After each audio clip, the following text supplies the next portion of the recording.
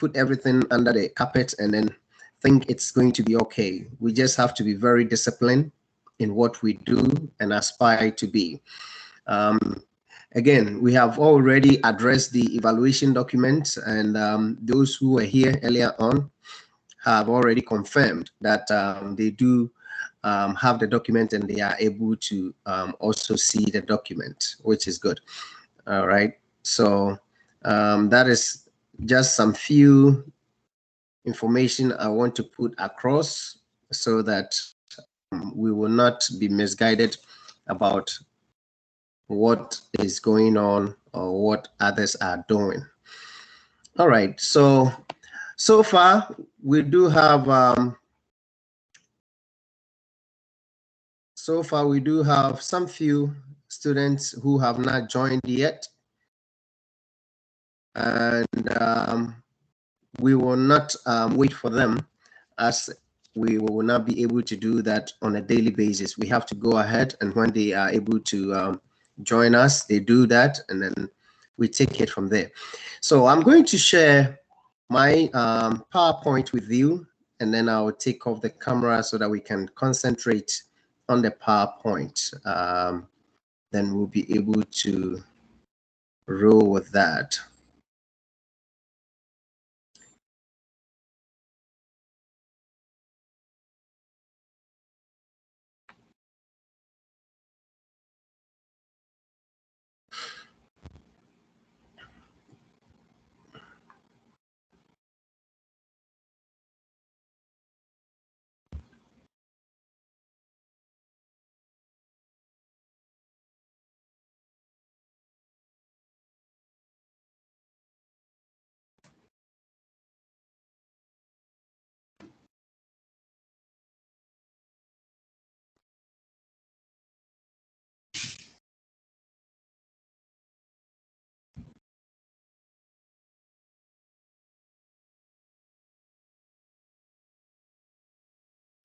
Okay, good. Are you able to see from wherever you are? Yes, we can. Yeah. Okay, good. Good. So this is the document we shared earlier on in the week, and that's what we're going to be treating this particular session. And then after that, we will get to know what is next, which is going to be our next section. So welcome again, welcome back. I just want to use this opportunity to also welcome Clement. I'm not sure if Clement is on the line. That's a new student who have just joined. Clement, we just want to welcome you to this class, and this is Economics 109. That is business and then managerial economics. So you are welcome if you are on the line. So the first slide, as you can see, I have given you the goals that by the end of this section, you should be able to achieve those goals. And that is what we have for today. We're going to go through the slide, and the second slide, we're going to talk about the introduction of microeconomics and then macroeconomics. Microeconomics and macroeconomics. What is that? What does that really mean? And why are we here? It is something that in one way or the other, if you are a business student, you might have met it along the line, and it is one of those topics or subjects that you, in one way or the other, get to at least know in the course of your business program, if you were once a business student. So that is introduction to microeconomics and then macroeconomics. So what are they, macroeconomics and then microeconomics? Well, when we move on to the next slide, economics is what? Why are we even here today? talking about economics. Why? What is that? Somebody will ask, what animal is that? Economics. Well, someone would define economics as a science which studies human behavior. Okay. Per our book, economics is about people and the choices. Sorry. Economics is about people and the choices they make in a world of scarce resources. This means we live in a world of limited resources and unlimited wants. And that means choice is always required, whatever we do. Economics looks at those choices and how they influence the world around you. And that is what economics is all about. That is what economics is all about. Okay? It looks at those choices that is around you and how it influences the whole concept of your living, or the whole world around you. That is what economics is all about. That's all economics is all about. Microeconomics and macroeconomics tends to be the major categories of economics that we do have. And normally they are being broken down into two like this, which is macroeconomics and then microeconomics. How do we define microeconomics? Or what is microeconomics? Micro, what is that? Micro. The study of the economy at the small scale level by examining individual and specific markets is what we term as microeconomics. Okay? It studies just the economy at the small scale level. Okay? By doing what? Examining individuals and then specific markets. This is just a simple definition that we can have for microeconomics. On the other hand, there is a common metaphor for distinguishing these two branches of economics. That is macro and then micro. The macro studies the economy at large scale level, okay, by examining the total output, the price, and other aggregate measures in the economy. Okay, this is so simple to someone who have been through the economics program or business program and has studied economics before. But if you have not, in a simple terms, you will be able to distinguish the two by seeing macro, for example, as a forest, and micro as a tree in the forest. I don't know if I do make sense to you. The bigger picture is there, and then in the bigger picture we have the smaller picture inserted in the bigger picture. So macro is seen as the big forest, while micro is the tree in the forest. Understanding both macro and microeconomics helps you as a human being make sense of the world around you. And that is the definition we could get from both micro and macroeconomics. Resources. When we say resources, how does this process begin? If we say resources, how does the resources process, or what is resources? How does it begin? What do we know about it? Can we even make anything better out of it as resources? How do we understand the billions of choices and then maybe the exchanges taking place in the world around us? How do we think about being part of the economy? How? How?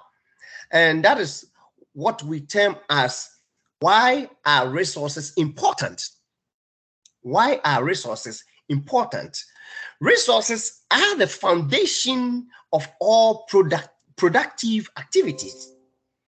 They are the foundation. It means they are the basis. Without it, it cannot happen. Nothing can happen. So resources are the foundation of all productive activities. If you don't have maybe a seed, soil, time, and then maybe energy to plant your garden, how would you get flowers to grow on there? No way. Your flowers will never grow. Therefore, resources becomes the foundation, the backbone or the basic, okay, or the base of the productive activity. That is what resources stands for. There is a simple definition that we can have, or as I put on your slide for you. The inputs used to produce goods and services, also known as factors of production, that is what we term as resources. Resources fall into 4 categories, as I did mention earlier on. We do have land, we have labor, we have capital, and then entrepreneurial ability. The entrepreneurial ability, okay? These are factors of production, things we use to produce a good or service, or things we use to produce goods and services. That is land, labor, capital, and entrepreneurial ability. Without this, it cannot happen. Nothing will happen. It means they become the resource, they become the backbone. So the categories of resources are what you see on your screen. That is the land, labor, capital, and the entrepreneurial ability. That is the entrepreneurial ability. We will quickly try to move on to the next slide, and it's going to talk about scarcity. We're going to talk about scarcity. It is another topic that tends to be very popular in our everyday language or in our everyday dealings. Scarcity becomes very popular in whatever we do or whatever we say in our day-to-day activities. Okay, in our day-to-day activities. I want just, before even I go onto the slide, I just want to throw something at you just for you to understand in a broad or in a layman understanding what scarcity is. What is scarcity when we talk about scarcity? Let us use a specific example to get a better understanding. I just want you to grasp the idea of what scarcity is. For example, or suppose you receive a gift of say $20 from myself, okay, during a holiday, okay. That $20 limit acts like say your budget, okay, as to what that $20 can do. All right. In other words, your resources are limited because that is $20 I gave you. So if I gave you $20, and that means you have a cap as to what you can spend, which is that is what is in your pocket. It means you are limited to that resource. To that resource. Okay, so that resource is in scarcity or is scarce. It cannot be something like it's abundant that you can just use and use and use and use.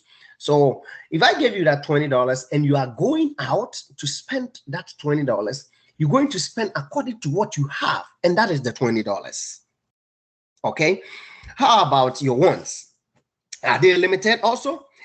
If you are like most people, like myself, yes, they are not. You are, or you will likely be able to just afford what that amount of money can purchase. This condition of limited resources and unlimited wants is just what we want to talk about as scarcity, and that is what we are talking about. Question for thought: what level of wealth would you need to achieve to be totally content and want nothing more? Anybody want to answer that question? That would be unlimited, because every time we acquire more money, our needs or our thinking goes for more buying, more requirements. Thank you, Awad. That is so perfect. It is just as that. No matter what it is, no matter how much you make in life, you know, you will still be gearing for more. You will be gearing for more. Oliver Twist once said, ask for more. So if you get 20 today, you might wish to get 40 tomorrow, and the following week you might wish to get 60.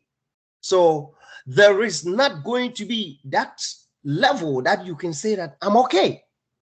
Maybe right now your want make you feel like, hey, if you just had that cool smartphone, you'll be happy. Maybe that's the wish for Sarah, or that might be the wish for Awad. But the point is, once you get the phone, you may feel like, yes, if I could just afford a fancy dinner once a week, I'll be very happy. Guess what? I have suffered to be able to come out from school. Now I've been able to get a job, and I'm making some amount of money. I have to enjoy myself. So you'll be able to do what? Afford that dinner. Once you're able to afford that dinner, guess what? You may feel like, hey, could I just get a new car? Can I do that? You know, if I get a new car, I will like it. After you get you've been able to afford a dinner, okay? Once you keep doing that, maybe you will just want to be able to get your own house as well. So your wants keeps going on and on and on, and it becomes insatiable, okay? And that is what this whole thought is about. So there is nothing like that. There is nothing like, at the end of the day, I'm going to have this and I'll be very content with it. So from experience, it seems that man is never satisfied with whatever we have. We have unlimited wants. You may think having an extra 20 million, okay, or so would do it. But trust me, at the end of the day, you'll still be looking for more.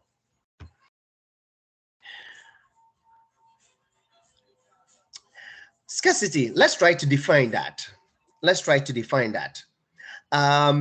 When we say scarcity, it's a condition that results from the inability of limited resources to satisfy unwanted, unlimited wants, as I said earlier on with the example, or with the practical example that I gave. That is what we term as scarcity, okay? Again, let's try to talk about opportunity cost as they relate to each other. Scarcity and opportunity cost. Scarcity and opportunity cost. Okay, they relate to each other. All right. What does it mean? By saying because we have unlimited wants and limited resources, we have to make choice no matter what it is, because we have unlimited wants and limited resources. The $20 I gave Awal is a gift for him. Maybe that's all that he has. As a result, if he's going out there to make any sort of spending, or he's going out there to spend the money, he have to spend according to what he has, and that makes his resources limited. And as a result, he will have to make a choice out of that scarce resource. We have to make that choice no matter what it is. Making choice means we are foregoing some opportunities. Hence, we get the economic concept called opportunity cost. That is what we term as opportunity cost. So no matter what it is, you will give up something in order to gain. You cannot eat your cake and still do what? Have it. That is what this opportunity cost is all about. I'm not sure. Maybe Nora one of these days would like to tell me that, hey, Sam, can you meet me in Canada? I just want to take you out for lunch. Okay, that's a good treat. I believe as a good person, he's trying to give you a good treat. But the point is there anything like a free lunch? There is nothing like that. Nora is going to try to give me a free lunch. But I'm in New York City. Guess what? I have to maybe travel. Say if I want to go by road, I have to spend about 8 hours or 8 to 10 hours to get to Canada. Guess what? Whatever I'm doing in New York City, I have to forget that and then be able to do what? To get my free lunch. So no matter what it is in economics or in life, once you have limited resources, you will have to forgo one in order for you to get the other. And that is what we are talking about as opportunity cost and then scarcity or scarce resources. So no matter what it is, if I want to accept Norris free lunch, then it means I have to forgo whatever I'm doing in New York City, okay? And then try to accept her offer by giving me a free lunch. And that is all that we are talking about. Let's look at a question for thoughts, which we do have over there. How many of you would choose city nightlife over skiing in the mountains? I'm not sure if maybe 3 of you would choose city nightlife over skiing in the mountains. If we do that, what happens? Okay, once we decided to do that, your friends are going to take you somewhere for, say, for birthday. All right, that's what they want to do. Okay, they are choosing between 2 favorite options for the day. You are either going to say go to the city for some nightlife, okay, for some nightlife, or what are you supposed to do? Or maybe you are going to go out maybe to the mountains to go for skiing. Okay, let's say you choose to go to the city, even though neither say destination cost you anything monetary aspect. If you did not pay anything by going to maybe the city, no matter what it is, when you choose to go to the city, you face the opportunity cost of skiing. That is exactly what it is. Soon as you choose to go to the city, you face the opportunity cost of skiing. And that's exactly what we are talking about. We would like to also go and look at the next question, which is the opposite of it. That is, how many of you would choose skiing in the mountains over the city life? Given the same set of alternatives, different people make different choices. This makes faces or people way of opportunity cost different. Therefore, I might decide to go I might decide to take an MBA class as compared to my friend that I graduated with from the bachelor degree level, who decided to work.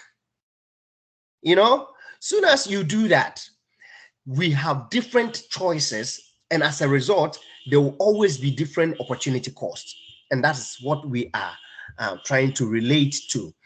I want to pause over here and then give you maybe 5 minutes just to look at this discussion question, and then let's see if somebody will be able to give us information or answer that, and then we'll be able to move forward. Just maybe 5 minutes.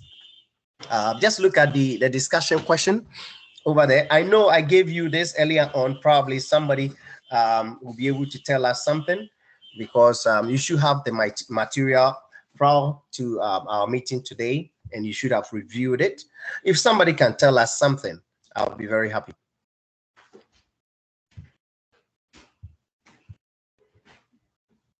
Excuse me, Professor. You just said materials, right? We only got what you sent. The syllabus, the PowerPoint for week 1, and the syllabus evaluation. Yes, you do have that in addition to the test. Test? Yes. I don't think so. You should have the test book as well. I sent a link that have a test. Okay, so maybe I missed it. Professor. Yes. Do you hear me? Yes, I can hear you. We didn't see the test. We didn't see the test. The link of the test. We didn't see. Oh, so you don't have the test. Anybody else not having the test? Professor, Yes. I don't have the textbook as well. Yeah. You do have it or have you it. don't? I don't have it. Okay. It means maybe you did not receive it. I'll have to resend it to you then. All right. I'll have to resend it to you. So let's go back to our question, our discussion question. Discuss the impact on the terms of trade from different opportunity costs between countries. This is just like the example that I was giving earlier on between myself and then Nora and then Awad by giving $20 and then getting to meet somebody somewhere for lunch and then forgoing that one and all that I'm talking about. All right. For example, if the opportunity cost for the US to produce 1 ton of wheat is 2 tons of corn, and if the opportunity cost of Germany to produce, say, 1 ton of wheat is 1 ton of corn, how will these different opportunity costs relate to the terms of trade the countries will negotiate? Okay, it's so simple as I said earlier on. In this kind of example, the US have a comparative advantage in corn production. Okay, if you look at that, US have a comparative advantage in corn production, and then Germany has a comparative advantage in wheat. So for trade to occur, each country will want to maybe be better off. That's exactly what we are trying to say over here. Each country want to be better off. Are you going to forego something to be able to gain something? If that is so, how do you do it? All right, getting more of at least one product that is done what when it was self-sufficient, then it becomes prudent for you to make that decision. It becomes prudent for you to make that decision. Therefore, for every unit of corn that say US produces and trades to Germany, the US want to receive more than maybe say 0.50 units of wheat. Okay, so for example, that unit of wheat Germany produces and trades to the US, Germany want to receive more than 1 unit of corn. The terms of trade are influenced, therefore, by the opportunity cost in each country, no matter what it is. Countries will not trade just like every individual. I'm not sure if any of us know about the barter system.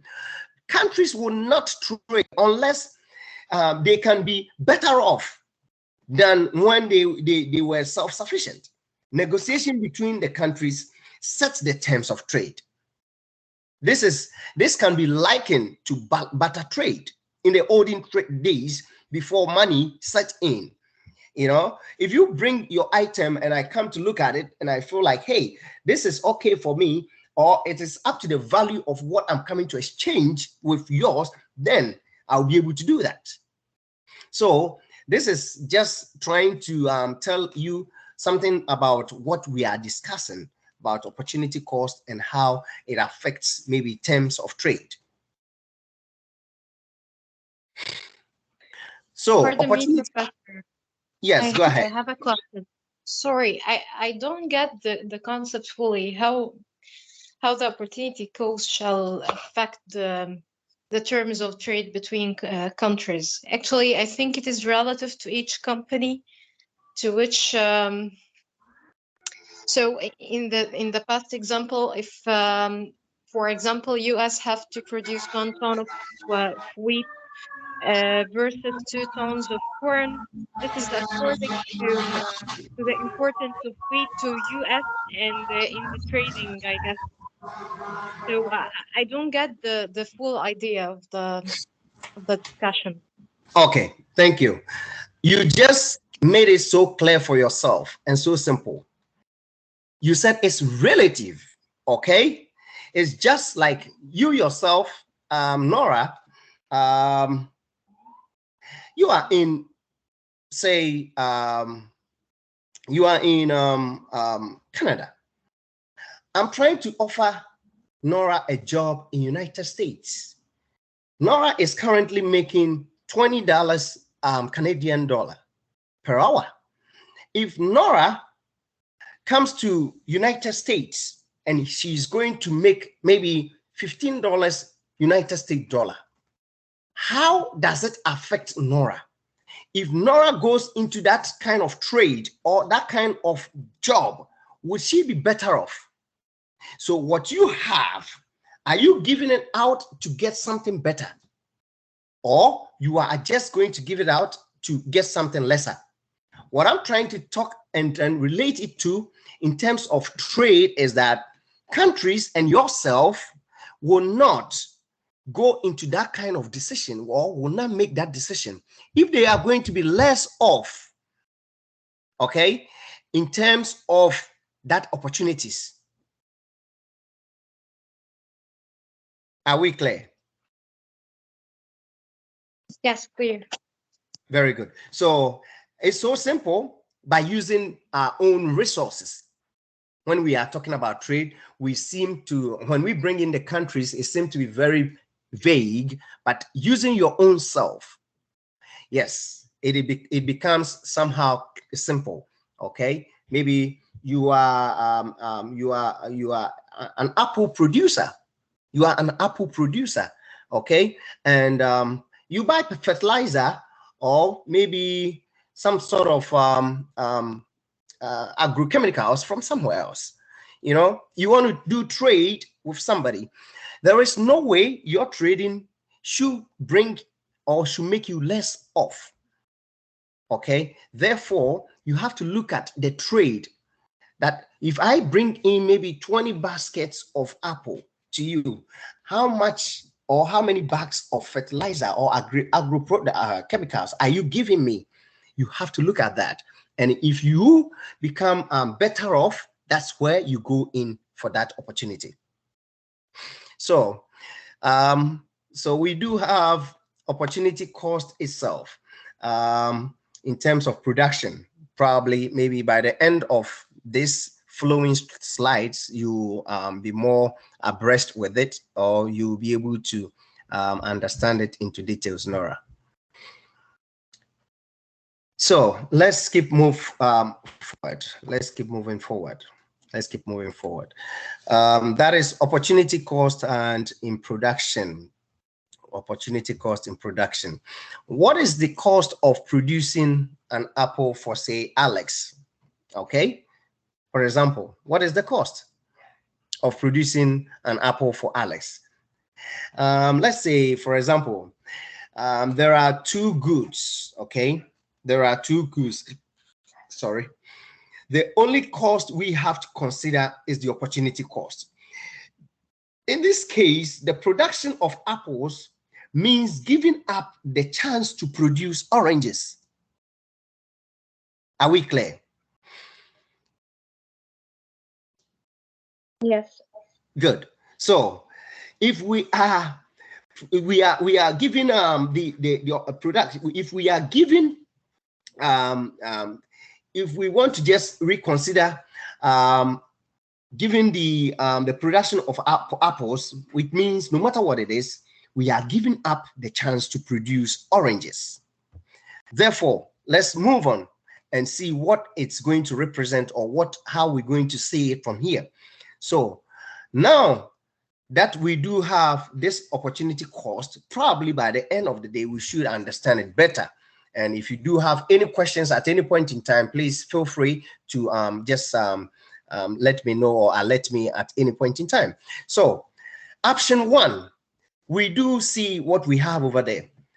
And we do have 0 under apples. We do have 300 under oranges. Option 2 is also telling us that we do have 50 under apples and then 150 under oranges. Then we do have the third option, which is 100 under apples and then maybe 0 under oranges. How many oranges does Alex give up when he decides to produce 1 apple?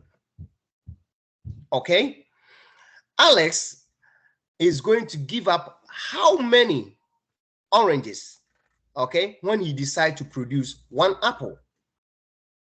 All right, let's look at the option 2.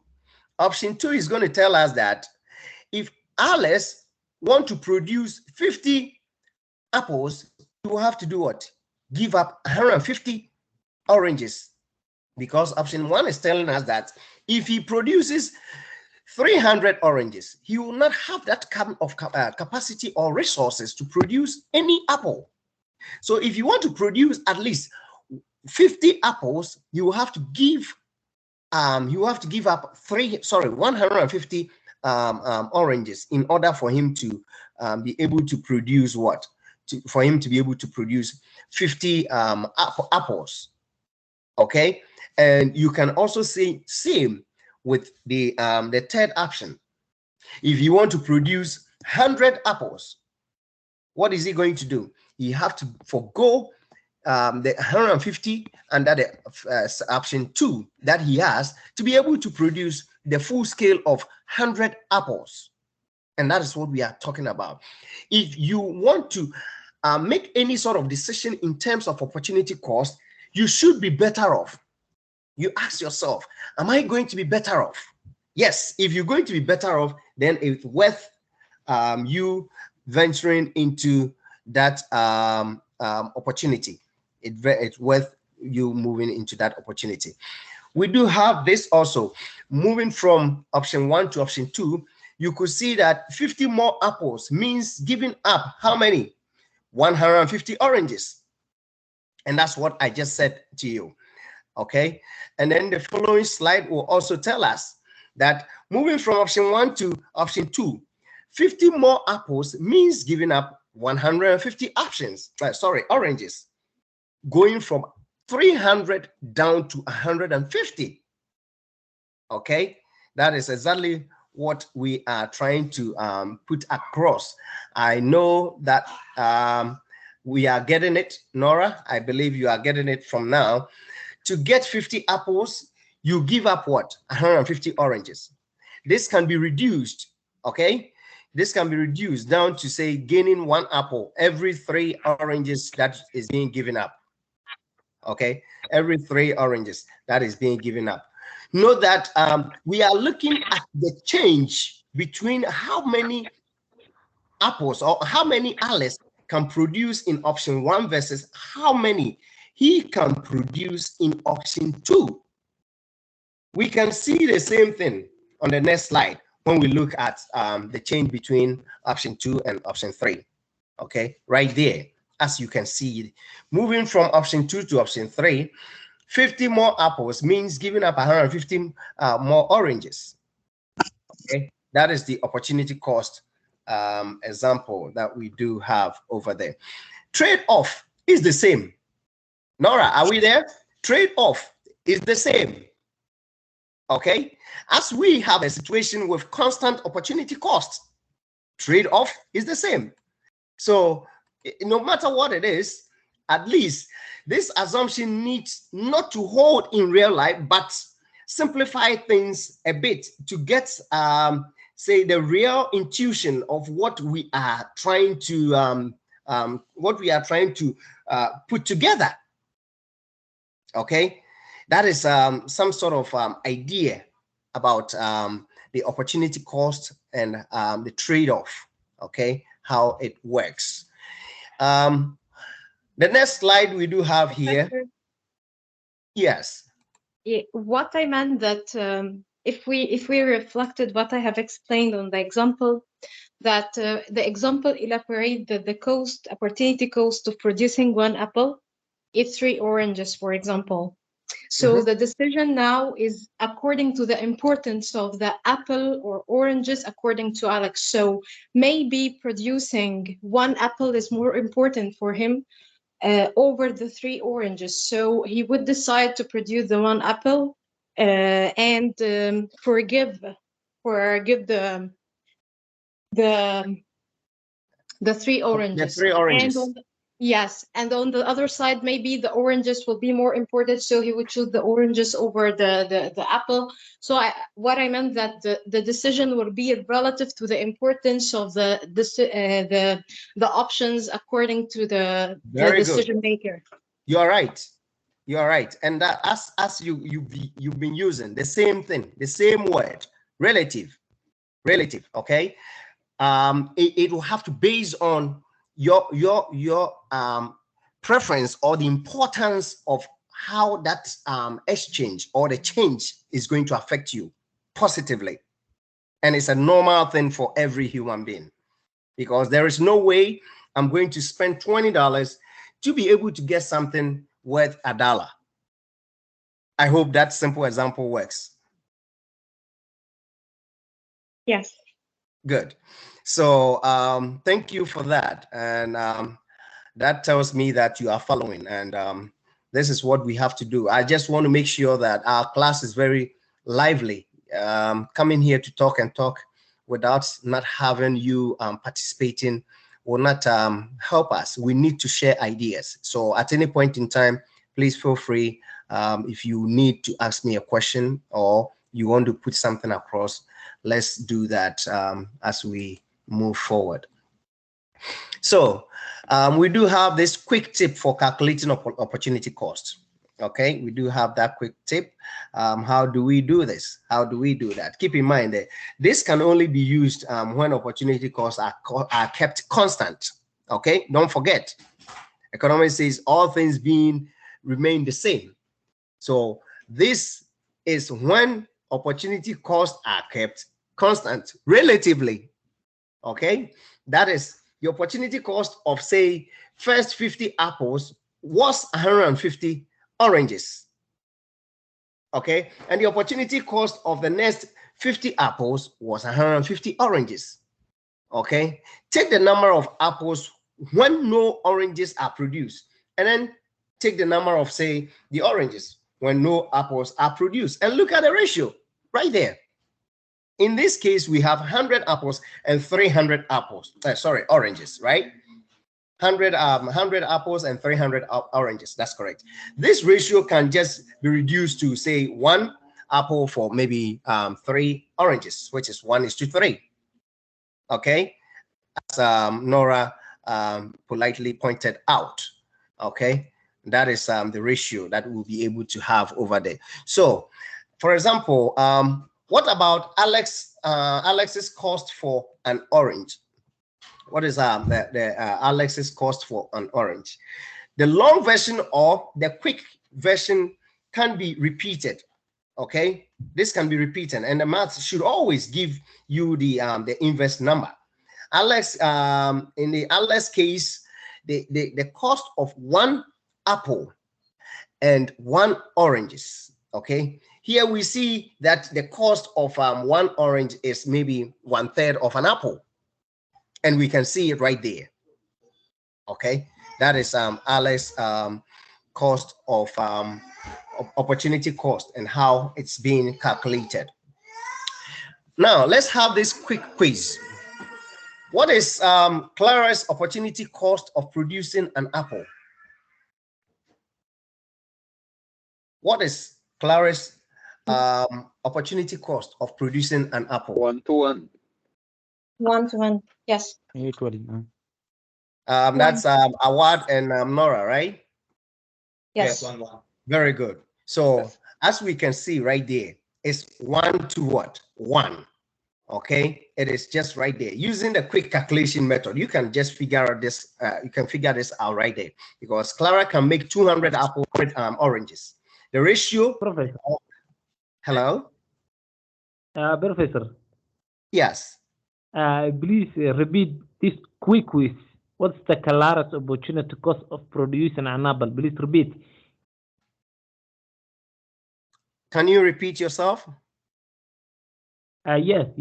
And quick quiz, you say what's the Clara opportunity cost of producing an apple? And it means 1 to 2, 1 to 3. I think Yes, we are talking about the ratio, and it's 1:1. To 1, yes, 1:1.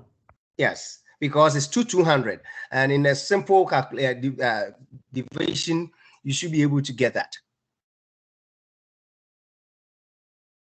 Are we clear? Yes, it's clear. Okay, good. So let's try to move to the next slide. And on the next slide, we do have the opposite of it. Instead of apples, now we do have orange. And again, the ratio is still going to do what? Remain the same. All right? Because the reduced ratio of apples to oranges then is 1 apple to 1 orange. Okay? So for every 1 orange she makes, or for every 1 orange Clara makes, she will have to give up the production of 1 apple. And we can see it from there. If you go to option 1, Sarah have the capacity of producing 200 oranges. But if she decides to do option 2, she can forgo what? 100 oranges in order to produce what? 100 apples. Okay, and that is what we are trying to put across. I hope there is no confusion here. Yes, there's no confusion. Thank you. It's clear. Thank you. Thank you. So the next slide is going to tell us we need to organize and calculate the opportunity cost of an apple for both Clara and then Alex. And let's see how it comes out. What are the opportunity costs of an apple for both Clara and Alex respectively? How? Now, I know you have the slide. You can go back. We have Alex is going to have 3 oranges. Okay, Alex, 3 oranges. And then the next slide should also tell us about what? Clara, which is 1 orange. So Clara is going to have an orange in terms of opportunity cost. And then Alex will also have 3 oranges in terms of opportunity cost. Now, what are the opportunity cost of an orange for both Alex and Clara respectively? Okay, what are the opportunity costs for both Alex and Clara respectively? What do we have? You could see over there, that is 1/3 for Alex, and then we're gonna have same for Clara, which is 1. Yes. Hello. Yes, you can. Hello. Yes. Okay, yes, sir. Oh, okay. I thought somebody was drawing my attention to something. So this brings us to the opportunity cost for both Clara and then Alex. Okay, in terms of orange, and that is what we do have. And the last slide is going to be able to do what? Be able to group all. Okay, within this example, we see the different trade-offs, okay, that both are producers, which is Alex, okay, and Clara can face. Okay, this is what we could see. This is what we could see, and we can just witness it right there. And you can relate this to our daily happenings, every day in and out. Whatever you go through, you can relate opportunity cost to it, no matter what it is, because your resources are always limited. Your resources are insatiable. So no matter what it is, you will have to do what? You have to forgo something in order to be able to get something. If I do want a Mercedes-Benz, okay, and probably I have just about maybe $50,000, and Mercedes-Benz is $50,000, and I need Mercedes-Benz at the same time. I have to buy my friend maybe a motorbike, which is maybe $15,000. I will have to forgo one because eventually I will not be able to afford both. So no matter what it is, the present one, or being worse off or being well off, is what we're gonna think about. So when you forgo the bike and you think you'll be able to work with the Mercedes-Benz and buy your friend a motorbike, so be it. That is opportunity cost, and that is a practical example that we do have. I think once you have the test, you can go back, do a thorough review with the examples that we do have, and then you will be able to get the clear explanation. I don't think you should have any issues. If you do, I'm always available for any questions, and you can send me email so that we'll be able to take it from there. For those who have never been into any business class, I know this might seem new to you, but I believe with the slide, it is very explanatory, and we should be able to take it from there. Unless if you do have any challenge moving forward, then you have to let us know. Okay, you have to let us know. So that is what we do have right now, and I believe going forward, we'll be able to relate this opportunity cost to daily happenings and see if we can make sense in whatever decision we make. That is the purpose of economics. That is why economists runs a country.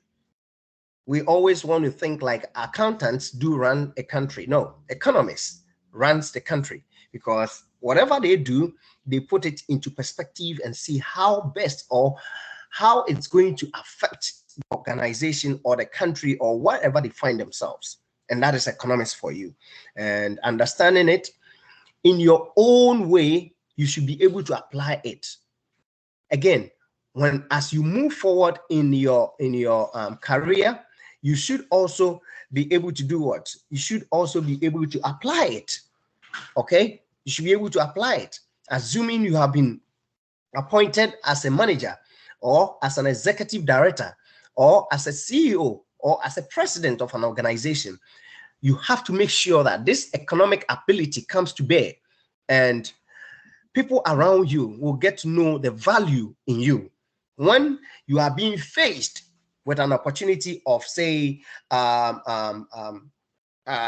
employing maybe 2-3 employees for a specific duty, and then at the same time trying to taking your employees as your permanent employees, okay, for the position that you do have, or assigning that position also to maybe a temp agency, okay, in order for them to produce you those resources, that's the employees, to perform those duties. Which one is going to affect the organization positively? In what occasion, in what situation will help the organization? Don't forget, if the organization decides to take on the employees, they will have to pay social security, they will have to pay taxes, they will have to prepare so many things, they will have to provide them insurance. Okay, this is what the employee brings onto the employer, and this is what the employer takes on. You have to have your workers' comp in place, you have to have your insurance in place. But in the case of just assigning that responsibility, just assigning that liability, okay, to the temp agency, they take on those responsibilities. Would that help your organization? If you are to look at the numbers, this is opportunity cost. You will find it in almost every situation that you find yourself in the business arena, no matter what it is. And that's why, as scholars, we need to ensure that we do understand opportunity cost and apply it accordingly when we find ourselves in those situations. Okay, I believe we have been able to jot down whatever we need, whatever necessary, that we'll be able to practically apply to our day-to-day dealings. You don't need to even graduate before you start applying some of these techniques and some of these skills that you'll be acquiring in the class or in the course. You can apply them, and guess what? People get promotion even before the graduation. These are some of the things people do. Once you get the knowledge and you have the opportunity at your organization, apply them. Let somebody know that, hey, You are acquiring new knowledge, and the new knowledge is beneficial to your organization. And this is what we have to aspire for. This is what we have to be open and then train ourselves for. We need to ensure that whatever we are getting out of the class can be applied practically. That's why I try as much as possible to make this class very practical and very open for everybody to be able to at least put something across and then understand it in a simple term. We are in here to win together. Don't forget, we are in here to win together. So this is what we do have. I'm going to forward you the tests, and then you will also receive the next invitation, and then as well the following week, which is the next week, you will receive all the resources that you need to be able to do your assignments. Finally, what I have to put across is about the inconsistencies in our post. I'm trying not to hurt anybody for the first week. As a result, I'm going to recalculate whatever the points is going to be for our discussion, so that I'll be able to take out the week 1 discussion in order not to penalize other students. Because as I said earlier on, before our start of the class, as at yesterday 2 p.m., 2 hours after the time, it is only 6 or 7 people who have met the criteria or the requirement. We cannot keep going that direction. As MBAs, as MBA scholars, you have to aspire for the greater stuff. You have to ensure that if you're going to have an employee under you, if you're going to have subordinates under you, you have to demonstrate that kind of positivism, okay? You have to demonstrate that, hey, this is the right thing and I will aspire for the right thing. You have to be a game changer. You cannot just try to be just like every other person who have just gone through MBA because you will have to get the MBA degree. That will not really help you. You have to at least go through the program and then come out with something. And these are some of the things that will shape you, the rules and regulations, being on time to class, being on time by submitting assignment. We cannot make it open all the time. And moving forward in the second week, I will lack the discussion section, which means after the time, you will not be able to post and you lose the mark. Please, let's try to go according to the rules. I know it's difficult. You have you have family that you are taking care of. Some have job task that might be very tedious that you still have to take care of. I know that.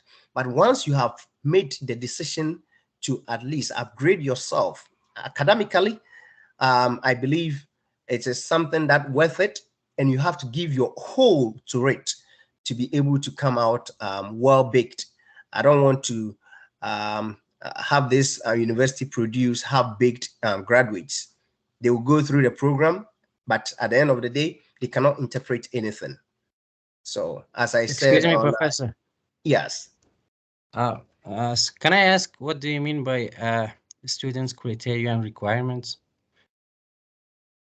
You mentioned that we have to upgrade the criteria and requirements of the student. What I'm trying to put across is you have to know that every discussion, homework, quiz, midterm, or final exam have a time limit.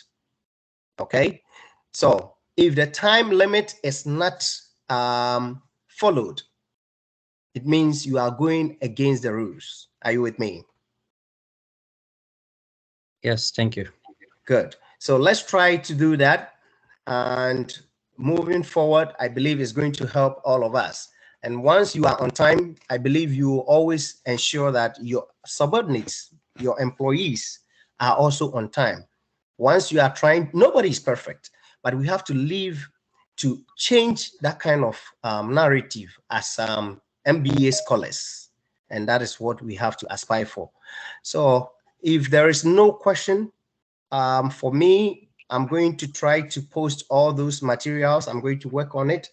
The test that you did not receive, I'll try to get everything to you so that you have an advanced preparation, and then you'll be able to get your homework and discussion going. Hello, Doctor. Professor. Yes, Awa. And as you, I think you post or do you send the assignment in this week or the last week? Do you send the assignment this week or the last week? So far, we do not have any assignment. We have not sent. I have not sent any assignment so far. But once, is everyone having the syllabus? Yes, Yes, yes. Yes. The syllabus should tell you we are moving into the second week, and it will tell you that we do have a homework assignment and we do have a discussion. Okay, so the syllabus should be your guide. I hope I answered that question. Clear. Yes. Osman. Yes, it's a clear. It's clear. Okay, thank you. Thank you. One thing we did not do at the initial stage, that is when we started last Monday, is we should appoint somebody as a class secretary. We need to appoint somebody. Somebody will have to be our class secretary. If there is any issue, we can forward it to that person, and that person will be able to also get to your professors or what do we call it? Student affairs, whatever. We need to get class secretary. In that case, one question that somebody will ask will not be repeated over here. If somebody receive a document, the other person would not say, I did not receive it, because he will be able to share it across. I'm not sure if you understand what I'm saying. It's a good idea, Professor. So how do we do it? Who is going to appoint who? Who will volunteer him or herself to be the 101 economics class secretary?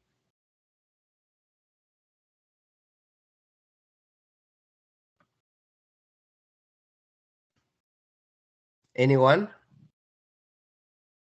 I am available if other students aren't. I don't know, but if other students like to be appointed.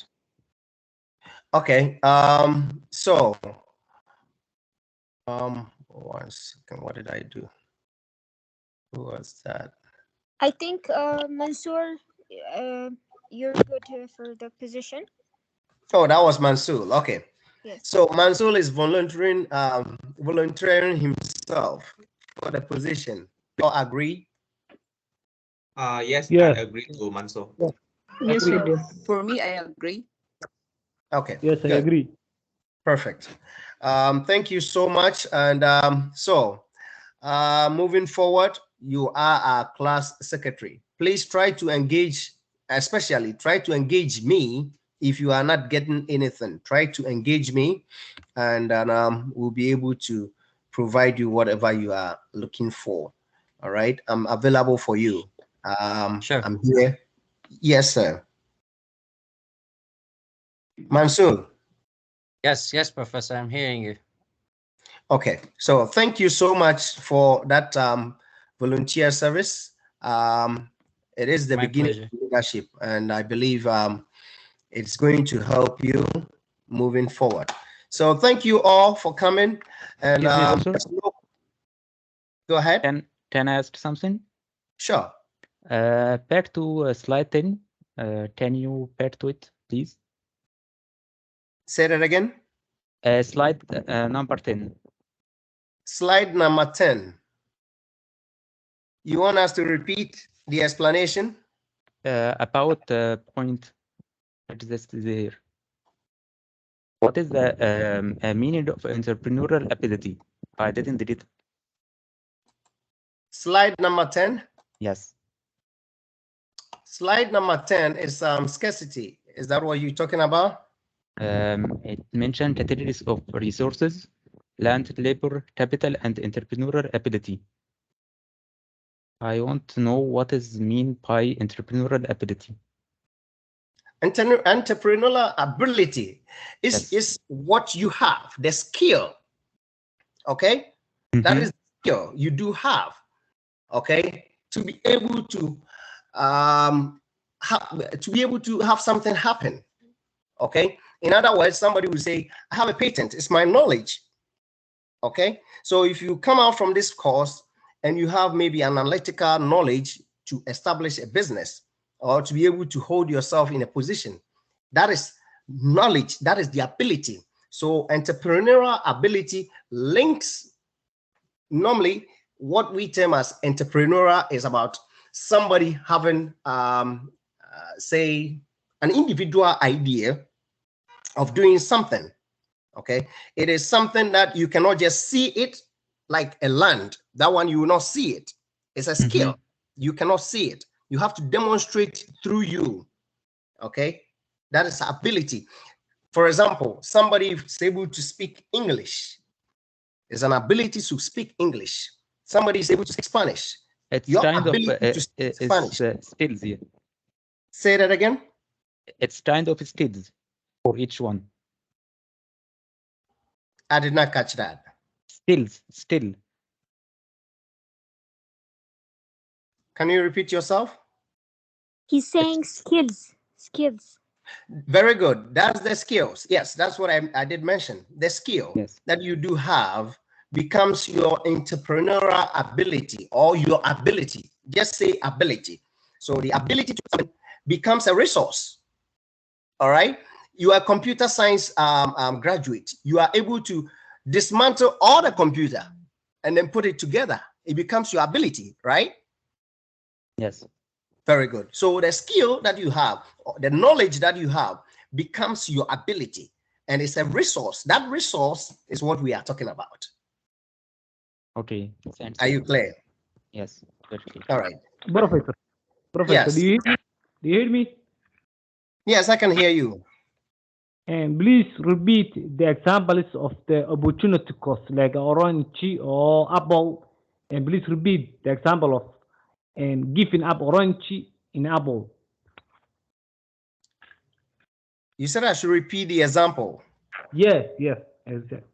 I do have so many examples for that. Which slide are we talking about? This is slide. This no. Example of yes. What's the cost of producing? How many oranges does Alex give up when he decides? Yes. No. This one? Yes. This one? Please. Okay. Yes. Sure. Thank you. Who volunteered to be able to explain this slide? Opportunity cost example, slide 22.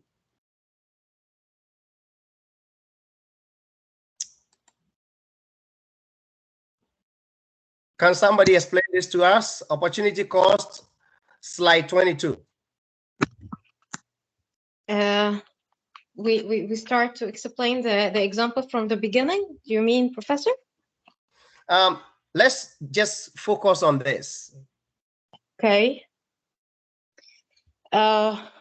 During your explanation, we have agreed. We discussed with option 1 at the beginning that producing no apples will let us produce around 300 oranges. Then we transfer to option 2, in which when we decided to produce 50 apples, that made us forgive 150 oranges till we reached the option 3 for 100 versus. waxaana qaatay laakiin olafta waxa weeyaan fici waayeen badankoodu waxaan ka qaatay mission weel. Can you mute yourself, Osman? Nora is on the floor. Yes. Sorry. Nora, go ahead. So this means if we accumulated the 3 options, we will find that for 1 apple, we will have to forgive 3 oranges production. So the opportunity cost for 1 apple will be 3 oranges. Osman, are you there? Yes, yes. I understand very well. Okay. I'm not sure if you want us to review the entire opportunity cost, or this slide alone should be enough, because Nora was able to capture the beginning of the opportunity cost to this.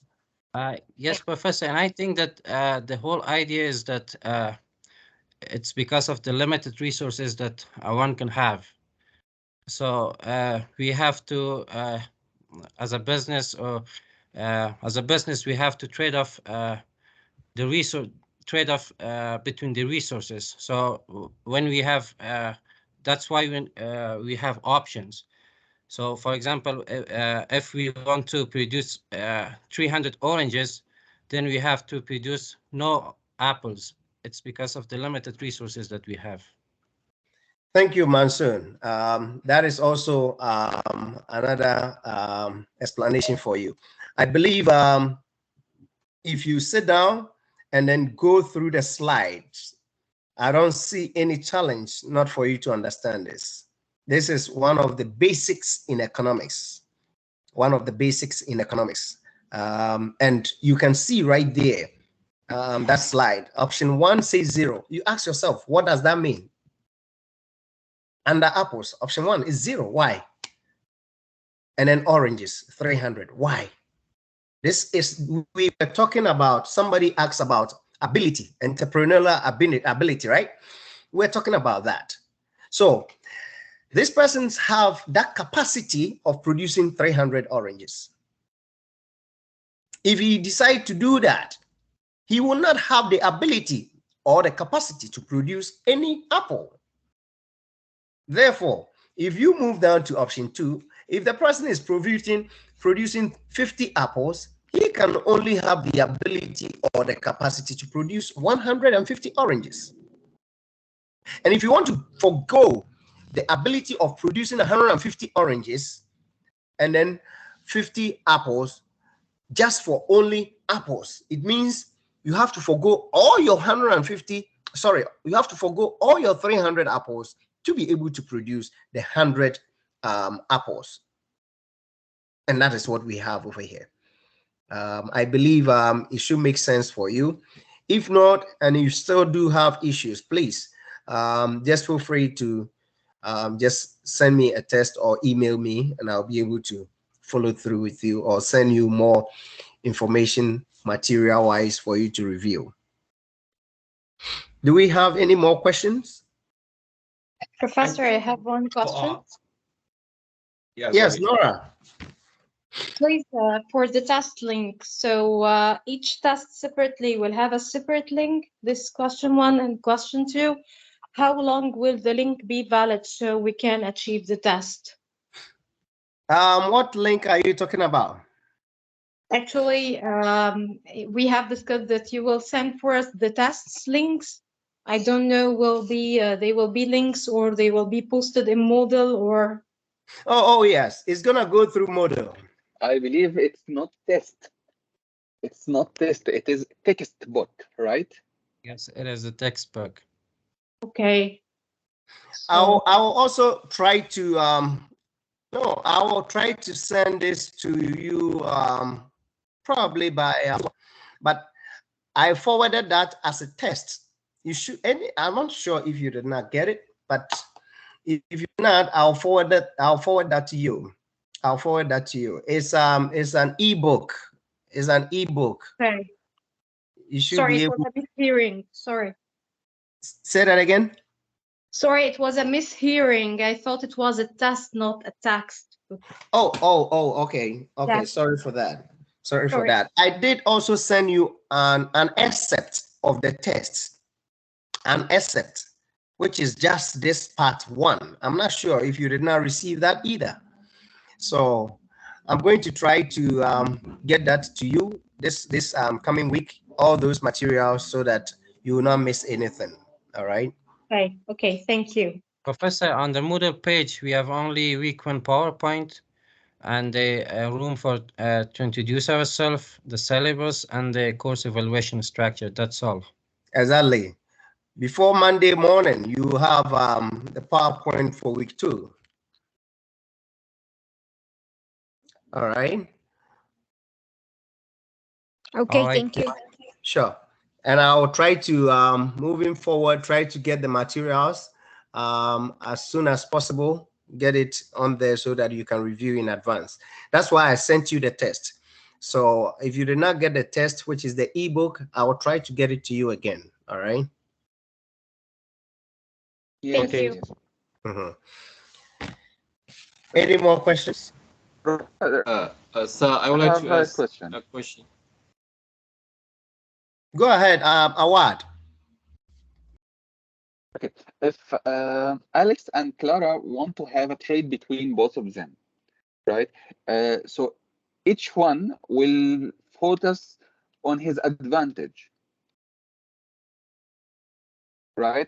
So if Alex will focus on orange because he has an advantage of 3 orange instead of 1 apple, okay?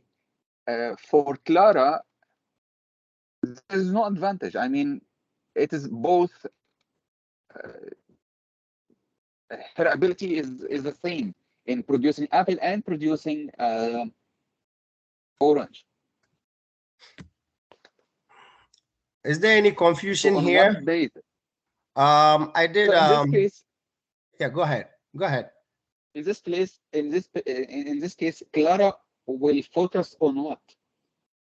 So she will focus on the apple. So yeah, okay. Now I understand it. I understand myself now.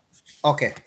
You see, I don't want you to see this as a competition between Clara and Alexis. Okay. It's their abilities, okay, or their capacities, and how they are going to trade it off, or the relative measures they will based on to do the trading. As Nora said earlier on, it is not necessarily going to be that maybe Nora is going to give 3 oranges. Sorry, Clara is going to give 3 oranges for 1 apple. Probably if she does that, receiving 1 apple for 3 orange might help her. She might be better off. Nobody knows. Considering what is going on in the world right now, another example that I can throw out to you right now, that is Awad, right? Yes. We are in a situation where gas is very expensive right now. So if America only produces, say, gas-powered vehicles, and maybe they spend $10,000 in producing that, and if they want to produce electric-powered cars, okay, and then if they are producing the gas-powered, maybe 10 gas-powered cars is costing them $10,000, and they want to produce electric-powered cars, because of the situation we find ourselves with gas increasing every day. If they look at it and they feel like they can spend maybe the same $10,000 to produce 5 electric-powered cars instead of 10 gas-powered cars, and it will be beneficial to them, they will go ahead and do that, or make that decision. Are you with me? Your voice was a little bit breaking, so I couldn't understand well. Okay. Again, as I was saying, we find ourselves in a situation where gas is going up every day in and out. So America, before, for example, before the problem, or before the galloping of gas, they were producing gas-powered cars, 10 of them, with say $10,000. If America sit down and say, hey, if we import the cars, which is the electric-powered cars from UK, it's going to cost us maybe an S amount of money. Therefore, we want to do what? Produce electric-powered cars. if they do that analysis and that same amount of 10,000 can produce 5 electric powered cars, and they feel like they're going to be better off because they will not be buying gas to be able to power those cars, they will be able to make that decision to go for 5 powered gas and then forgo the 10 gas powered cars. Mm-hmm. So in the, what you're saying is, if the cost of the gas powered cars manufactured locally is less than exporting them from outside, am I right? I did not catch that. Okay, so you are saying that the cost of producing 10 gas-powered cars, okay, if it is less than the cost of buying them from outside, then it is better. It can only be better relatively based on the decision of the organization. That is, if they think that if they go for that kind of option, they will be saving in maybe future cost in gas, then they will make that decision. Okay. All right. Okay. So I believe we have had enough and extensive conversation on this. If you still have any issue, please don't hesitate to send me email. Thank you, Professor. All right, so I'll let you go, and then I'll see you next week. All right, take it. Bye. Thank you, Professor. Thank you, Professor. Have a nice day. Day, sir.